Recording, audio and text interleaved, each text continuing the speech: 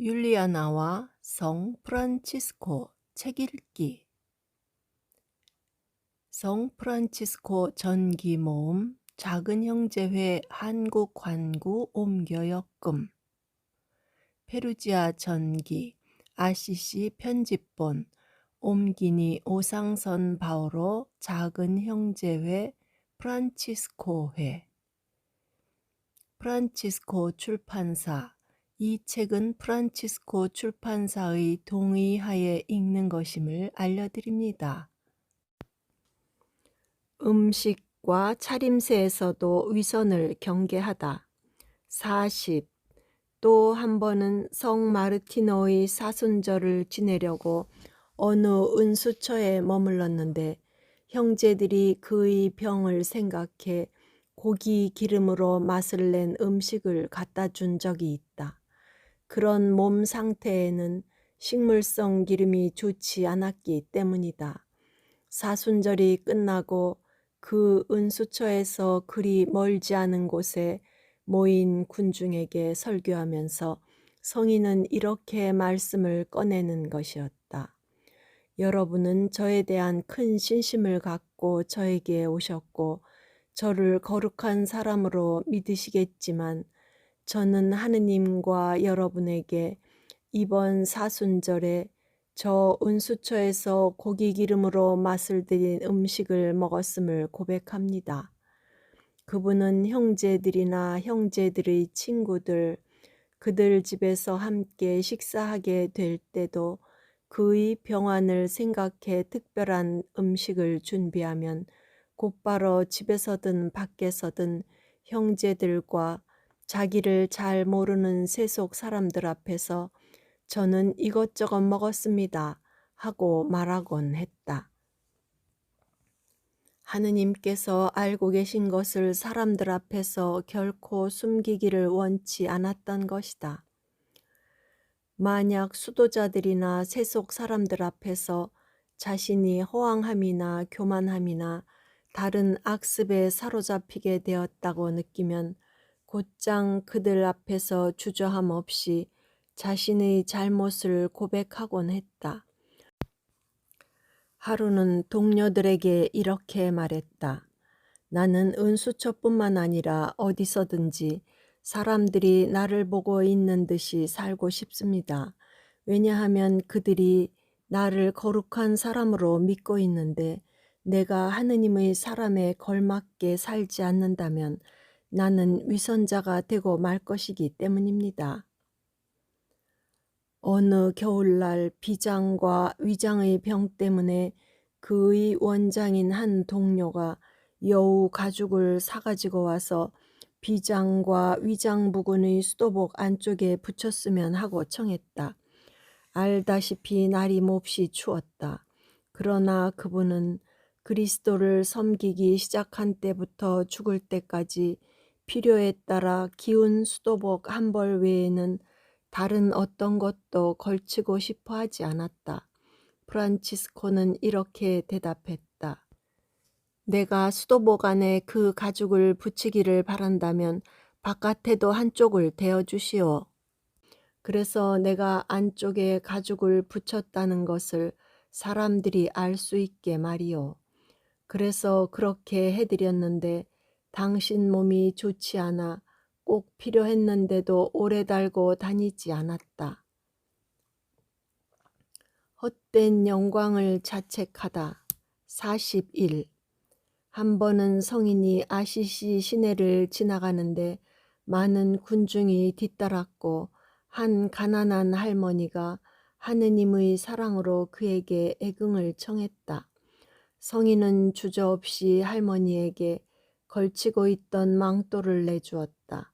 그러나 금방 모든 이들 앞에서 자신이 헛된 영광에 사로잡혔노라고 고백했다.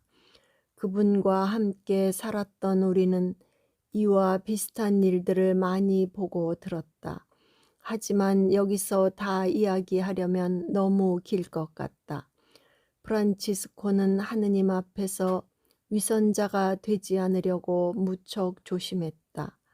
그의 몸 상태로 볼 때 특별한 음식이 필요한데도 형제들과 다른 사람들에게 추문이 나지 않도록 하고 좋은 본보기가 되려고 무척 노력했다. 그분은 하느님 마음에 들고 모범에서 벗어남 없이 육신을 만족시킬 수 있을 때도 그렇게 하기보다는 차라리 육신의 만족을 절제하는 쪽을 철저히 택하곤 했다. 우골리노 추기경이 치료를 권하다. 42. 후일 교황이 되신 오스티아 주교는 프란치스코가 예전에도 지금도 늘 자기 몸을 심하게 학대하고 있고 또 시력을 잃어가고 있으면서도 돌보려 하지 않는 것을 알고는 큰 애정과 연민으로 성인에게 이렇게 생각해 보도록 했다. 형제여, 눈병을 치료하지 않고 그냥 내버려 두는 것은 좋지 않아요. 그대의 건강과 당신의 생명은 그대에게는 물론 다른 이들에게도 아주 소중한 것이에요. 그대는 그대의 앓는 형제들에게 항상 너그러운 이해심과 애정어린 보살핌을 보여왔지요. 이렇게 심각하고 위험스런 상황에서 그대 자신을 그렇게 모질게 다스려서는 안 됩니다. 그러니 치료를 받도록 하세요. 죽기 2년 전 산 다미아노 진흙 움막집에서 살던 중 이미 눈병이 아주 심하게 되었는데 총봉사자 형제가 이를 보고 치료받기를 권했다. 더 나아가 의사가 수술하고자 할 때 함께 있겠다고도 말씀드렸다. 그래야 그분이 더 기꺼운 마음으로 치료를 받을 것이고 또 힘을 북돋아드리기 위해서였다. 사실 당시 성인이 몹시 힘들어했던 것이다. 하지만 그때는 날이 너무 추워서 수술하기에는 날씨가 좋지 않았다. 태양 형제의 노래 43. 프란치스코는 거기서 50일 이상 몸져 누워 있었는데 낮에는 햇빛을, 밤에는 불빛을 견뎌낼 수 없어서 그 움막은 항상 어두침침했다. 더욱이 눈이 너무 아파서 낮이나 밤이나 쉴 수도 잠을 제대로 이룰 수도 없는 지경이었다. 이는 그분의 눈병과 다른 지병들을 더욱 악화시켰다. 게다가 가끔 누워있던 그 움막에서 좀 쉬거나 잠을 자려 하면 쥐들이 거적 위아래로 돌아다녀서 도저히 잠을 잘 수가 없었다. 이놈들은 특히 기도 중에 귀찮게 했고 낮이든 밤이든 그를 공격했다. 식사를 할 때도 접시 위에 뛰어오르곤 했다. 그분이나 동료들이나 이를 마귀의 박해라고 여겼다. 어느 날 밤 프란치스코는 자신의 수많은 시련을 생각하다가 자신에 대한 연민이 복받쳐 올랐고 주님 오시어 나를 도우시어 고통을 인내로이 참아받게 하소서 하며 스스로를 달랬다. 그때 이런 응답이 들려왔다.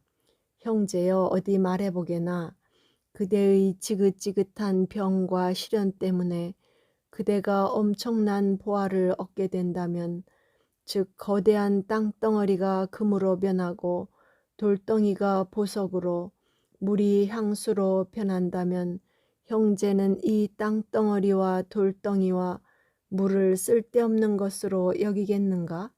말해보게나 그대는 엄청 좋아하지 않겠는가? 프란치스코는 이렇게 대답했다. 주님, 참으로 엄청나고 말로 다할 수 없는 보아일 것입니다. 엄청 귀하고 사랑스럽고 가지고 싶은 것이겠지요.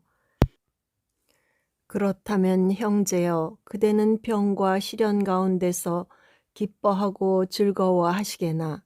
왜냐하면 이제부터 그대는 이미 내 왕국에 있는 것처럼 그렇게 확신을 가져야 할 테니까 말이야.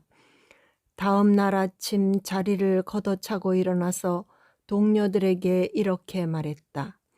만일 황제가 어느 종에게 한 나라를 선물했다면 그는 얼마나 기뻐하겠습니까?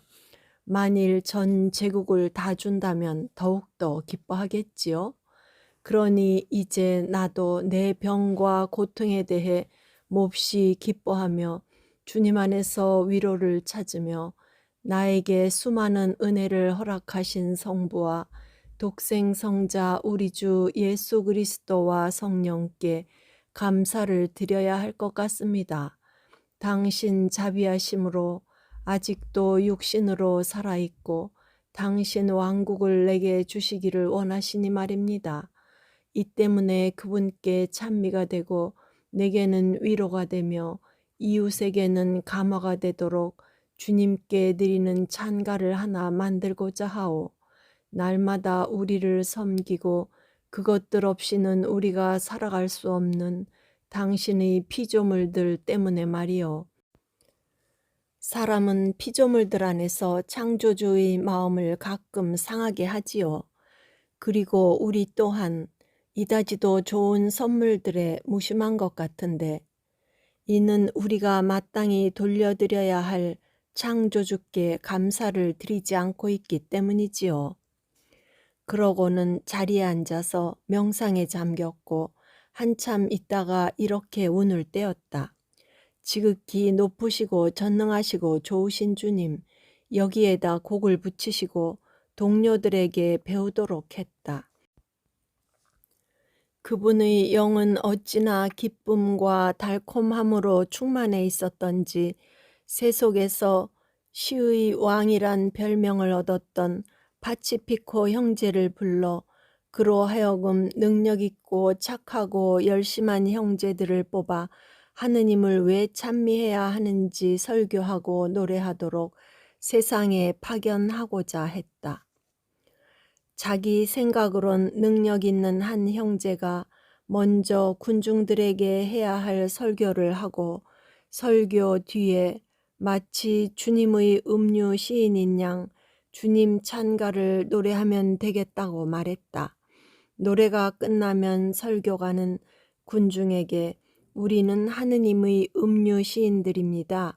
그래서 하느님의 음유 시인으로서 우리는 여러분이 언제나 착하게 살아 그 값을 치러주시기 바랍니다. 하고 말하라고 했다. 그는 가끔 이렇게 말하곤 했다. 주님의 종들이란 바로 마음을 감동시키고 사람들을 영적인 기쁨으로 충만하게 만들어야 하는 그분의 음유 시인 같은 사람이 아니겠습니까? 그리고 이는 백성들의 구원을 위해 파견된 작은 형제들이 무엇보다도 그래야 한다고 생각하며 말씀한 것 같다. 지극히 높으시고 전능하시고 좋으신 주님으로 시작하는 성인이 지은 주님 찬가를 당신은 태양 형제의 노래라 했다. 해는 모든 피조물 중에서 가장 아름답고 하느님을 많이 닮았기 때문이다. 그분은 아침 해가 떠오르면 각자는 자신을 창조해 주신 주님께 찬미를 드려야 하니 해 덕분에 우리 눈이 낮에 볼 수 있기 때문이지요. 이와 마찬가지로 저녁에도 밤이 오면 각자는 다른 피조물인 불 형제를 통해 주님께 찬미를 드려야 하니 불 덕분에 우리 눈이 밤에 볼 수 있기 때문이지요. 하고 말하곤 했다. 우리 모두는 장님과 같습니다. 주님께서는 이 두 피조물로서 우리 눈을 밝혀주십니다. 그래서 우리가 끊임없이 이용하고 있는 이 두 피조물 때문에 또 다른 피조물들 때문에 우리는 주님께 찬미를 드려야 합니다. 하고 말했다. 이렇게 그분은 건강할 때나 병중에 있을 때나 기쁘게 주님을 찬미하고 다른 이들에게도 그렇게 하도록 권했다. 극심한 병고 중에서도 이 찬가를 불렀고 이어서 형제들이 계속 부르게 했는데 노래로 극심한 아픔을 잊으려는 뜻이었다. 돌아가실 때까지 성인은 이렇게 했다. RCC 주교와 시장을 화해시키다. 44. 계속 눈병을 앓는 중에 있었던 일이다. 당시 RCC 주교가 RCC 시장을 파문했는데 이에 시장은 보복하려고 시내에 이상한 사람들을 풀어서 아무도 주교와 물건을 팔거나 사거나 법적인 계약을 못하도록 했다. 그래서 그들 사이에 엄청난 불화가 생겼다. 프란치스코는 병중이었지만 이 사건에 관심을 가졌다. 왜냐하면 수도자와 평신도 그 누구도 그들 사이를 중재하지 못하고 있었기 때문이다. 주교님과 시장님이 저렇게 사이가 좋지 않으신데도 아무도 중재 노력을 못하고 있다는 것은 하느님의 종들인 우리에게도 분명 좋지 않은 일입니다. 그리하여 이 일 때문에 당신 찬가의 다음 구절을 덧붙이게 되었다. 내 주님, 당신 사랑 까닭에 용서하며 병약함과 시련을 견디어내는 이들을 통하여 찬미 받으시옵소서. 평화 안에서 이를 견디는 이들은 복되오니 지극히 높으시니여 당신께 영광의 관을 받으리로소이다. 그러고 나서 동료들 중 한 사람에게 말했다. 가서 내 이름으로 시장님에게 시의 모든 저명 인사들과 초대하고 싶은 모든 이와 함께 주교관저로 오시라 전하시오. 그가 떠나자 다른 두 동료에게 말했다. 가서 주교님과 시장님 그리고 다른 이들 앞에서 태양 형제의 노래를 부르시오. 하느님께서 그들의 마음을 움직이셔서 옛날처럼 화해하고 친구로 되돌아오리라고 저는 믿습니다. 모두들 주교관 회랑뜰에 모였을 때 두 형제가 앞으로 나왔고 그들 중 한 형제가 이렇게 말했다. 프란치스코께서는 병환 중에 하느님을 찬미하고 이웃들을 감화시키기 위해 피조물의 노래를 작성하셨습니다. 특별한 신심을 갖고 들어주시기 바랍니다. 그리고 태양 형제의 노래를 불렀다. 이 초대에 응해 시장은 자리에서 일어나 두 손을 모으고 아주 진지하게 경청했고 마침내 감동해 눈물을 흘리게 되었는데 그는 프란치스코를 몹시 흠모하고 사랑하고 있었기 때문이다. 찬가가 끝나자 시장은 참석자들에게 이렇게 말했다. 진심으로 말씀드리지만 저는 제가 주인으로 여겨 마땅할 주교 각하를 용서할 뿐만 아니라 내 형제나 내 아들을 죽인 사람도 용서할 것입니다. 그러고는 주교의 발 앞에 엎드려 이렇게 말했다. 우리 주 예수 그리스도와 그분의 종 프란치스코에 대한 사랑 때문에 저는 주교님께서 원하시는 대로 처분에 맡기겠습니다. 주교는 그에게 팔을 내밀어 그를 일으켜 세우며 말했다. 참으로 직무로 봐도 내가 당신처럼 무릎을 꿇어야 했소. 나를 용서해 주시오. 내 성질이 불같아서 말이오. 그러고는 정중한 애정으로 서로 껴안고 입을 맞추었다. 형제들은 프란치스코의 성덕을 생각하며 엄청나게 감탄했다. 참석자들은 이 일을 프란치스코의 공로로 돌려야 할 큰 기적으로 받들었다. 말 한마디 없이 이토록 빨리 주님의 영에 감도된 것과 그토록 불화가 심했는데 그토록 완벽한 화해를 이루었으니 말이다. 그리고 그분과 함께 살았던 우리는 그분이 그렇게 되지 그렇게 되고 말고 할 때마다 글자 그대로 이루어졌음을 증언할 수 있다. 하지만 여기에 다 기록하고 말하기에는 너무 길 것 같다. 구독과 좋아요는 힘이 됩니다.